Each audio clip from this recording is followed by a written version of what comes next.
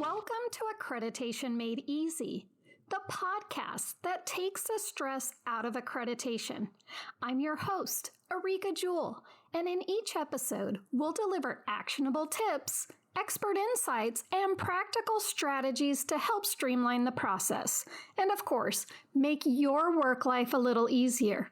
Now, whether you're tackling policies, preparing for assessments, or just looking for ways to stay ahead, we've got you covered. Let's simplify accreditation, one step at a time.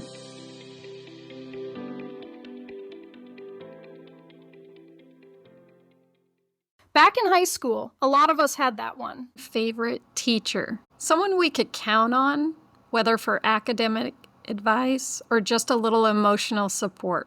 Maybe you also had a guidance counselor who helped you plan for life after graduation. If you played sports, you had a coach. If you played an instrument, you had a conductor. And if you were ever on stage, you had a director. All these people, they helped guide specific parts of your life journey. But now that we're grown, we tend to just lean on one or two people for support, if that. The truth is, we could all use more guidance, more tailored support.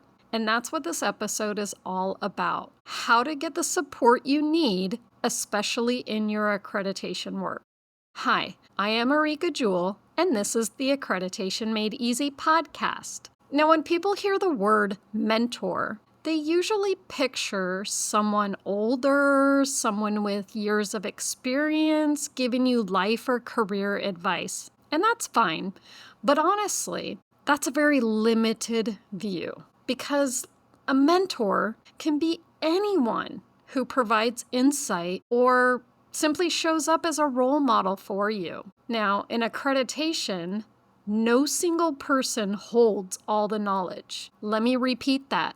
No single person holds all the knowledge. You might attend a accreditation manager training or assessor training, and let's face it, you walk away with the basics, right? But then you get back to your agency and you realize that you have new questions and maybe you still need help connecting the dots. That's where mentors come in. Maybe someone, can help you write better policies, or maybe someone guides you through preparing for your next on-site assessment. But maybe neither of those two people know the tech side of it. So then you reach out to a third person who can show you how to upload and build your files digitally.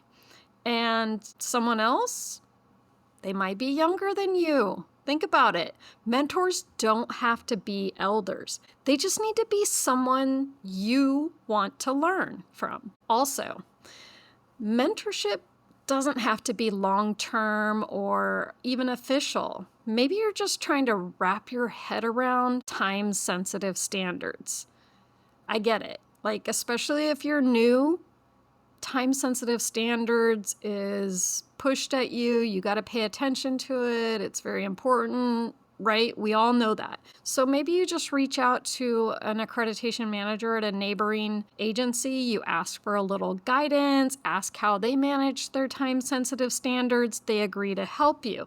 Next thing you know, they are invested in your success. And in some cases, your mentor doesn't even know that they're your mentor.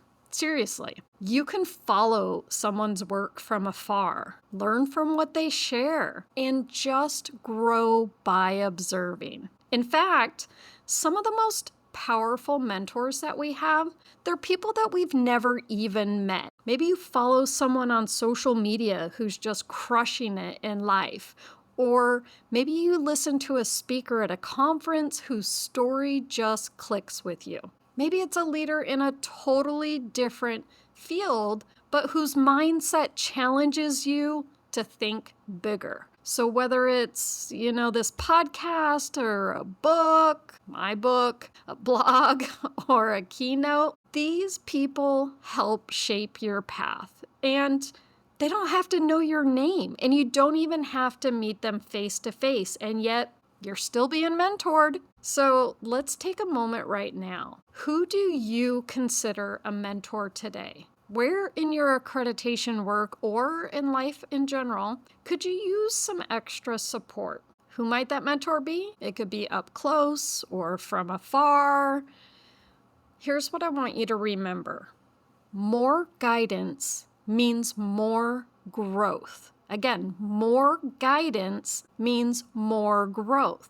So keep expanding how you think of mentorship. Stay open, ask questions, observe, and learn from others. And of course, this podcast here could be one of your mentors too. Now, if you're sitting here thinking, okay, Areaka, I want more mentorship, but I don't know where to look or I don't know where to find one. I'm putting together something that will list people who are willing to be mentors. You can put your name on there as someone looking to be mentored and then reach out to someone who is a mentor. But I'm working on something, so stick with me, check back. I hope to have it put out before the end of the week if you're just listening to this for the first time. So that's all I have for you today. Of course, I will put a link in the show notes to be able to download everything that we talked about today. But I want to thank you so much for joining. And as always, until next time, let's keep making accreditation easier, one step at a time.